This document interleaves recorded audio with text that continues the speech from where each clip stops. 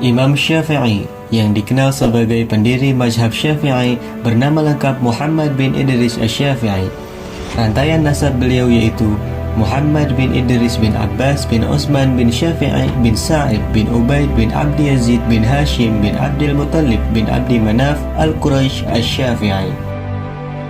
Nasab beliau bertemu dengan nasab Rasulullah SAW pada kakek beliau, Abdul Manaf, dan selanjutnya sampai kepada Adnan.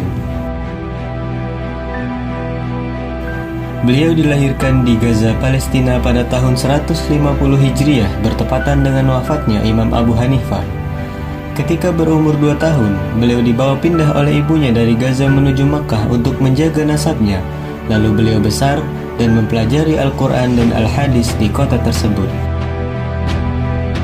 Pada usianya yang ke-20, beliau meninggalkan Makkah dan menuju kota Madinah untuk mempelajari ilmu fikih dengan Imam Malik. Merasa masih harus memperdalam keilmuannya, beliau kemudian pergi ke Irak dan belajar dengan murid-muridnya Imam Abu Hanifah.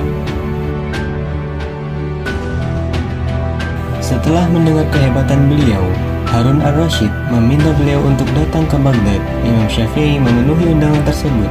Sejak saat itu beliau dikenal secara lebih luas dan banyak orang belajar kepadanya.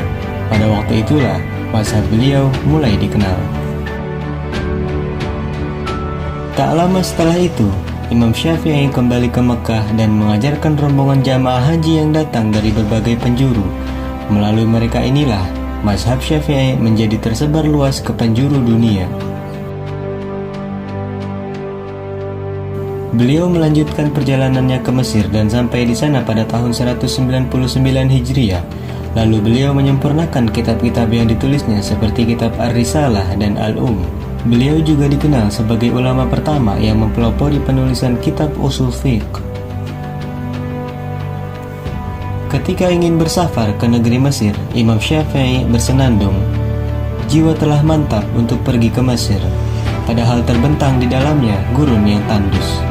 Maka demi Allah, aku tidak tahu apakah karena kemenangan dan kecukupan aku digiring menuju kemenangan itu atau menuju ke kuburan.